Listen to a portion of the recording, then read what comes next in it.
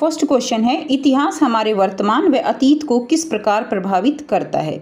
तो किसी भी समय होने वाली कोई भी घटना किसी न किसी पहले घटी घटना का परिणाम होती है या भविष्य की घटना का कारण बनती है। इतिहास केवल भूतकाल को जानने के लिए ही नहीं बल्कि भविष्य को संवारने का भी माध्यम है। इतिहास से हमें पर्याप्त ज्ञान प्राप्त होता है, अतीत से व्यक्ति शिक्षा लेता है तथा अपने भविष्य का निर्माण करता है। तो इस तरह इतिहास हमारे आज को, हमारे भविष्य को भी क्या करता है, प्रभावित करता है। नेक्स्ट देखिए, प्रश्न 2 है, यूरोपीय व्यापारी भारत में अपना राजनीतिक प्रभाव जमाने में सफल क्यों हो गए।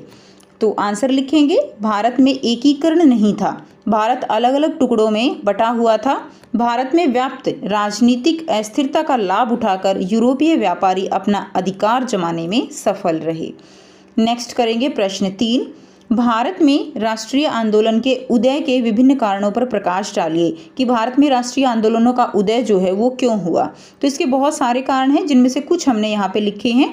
पहला है आर्थिक असंतोष, दूसरा किसानों से ज़्यादा लगान लेना, तीसरा हिंदुओं और मुसलमानों में फूट डालने की नीति, चौथा है दमनकारी नीतियों को लागू करना और पांचवा है भारत की स्वावलंबी ग्रामीण अर्थव्यवस्था को नष्ट करना।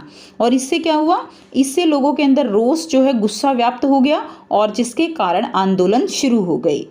नेक्स्ट है प्रश्न 4, भारत के स्वतंत्रता संग्राम के नायकों के बारे में जानकारी जुटाइए। तो बेटा ये क्वेश्चन आप चाहो कितना भी बड़ा कर सकते हो, ठीक है।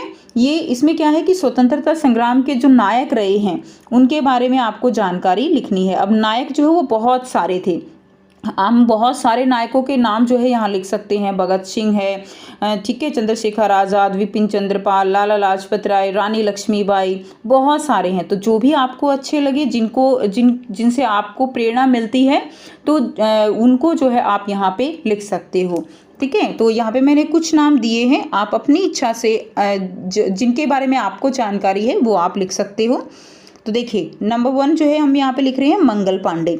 मंगल पांडे को व्यापक रूप से अंग्रेजों के खिलाफ 1857 के विद्रोह का अग्रदूत माना जाता है, जिसे भारत का पहला स्वतंत्रता संग्राम माना जाता है। 1857 के विद्रोह को मंगल पांडे ने देश की आज़ादी का बिगुल बजाया था। तो इस तरह थोड़ी थोड़ी इन्फॉर्मेशन आप चाहो, जिस भी स्वतंत्रता सेनानी के बारे में लिखना चाहो वो आप लिख सकते हो। नेक्स्ट देखिए, खुदीराम बोस। सबसे पहले खुदीराम बोस को 19 अगस्त 1908 को उन्हें फांसी दे दी गई। खुदीराम बोस सबसे पहले ऐसे व्यक्ति थे जिनको फांसी दी गई थी। उनकी इस वीरगति का असर भारत के नौजवानों पर ऐसा पड़ा कि बोस क्रांतिकारी वीरता के पर्याय बन गए, ठीक है। नेक्स्ट देखिए, चंद्रशेखर आज़ाद। उन्होंने अपना नाम आज़ाद, पिता का नाम स्वतंत्रता और जेल को उन्होंने अपना निवास बताया था जब उनको फांसी दी गई थी। केवल 24 साल की उम्र में ही वो मृत्यु को प्राप्त हो गए थे।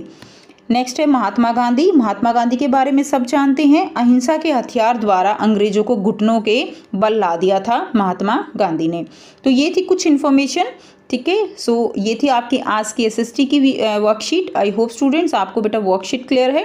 कोई भी डाउट है आप कमेंट सेक्शन में कमेंट करके पूछ सकते हो। वीडियो अच्छी लगी तो प्लीज़ लाइक कर दीजिए, शेयर कर दीजिए और चैनल को सब्सक्राइब कर लीजिए अगर आप चैनल पर न्यू हो। So thanks for watching. मिलते हैं नेक्स्ट वीडियो में नेक्स्ट वर्कशीट के साथ। Take care, bye bye.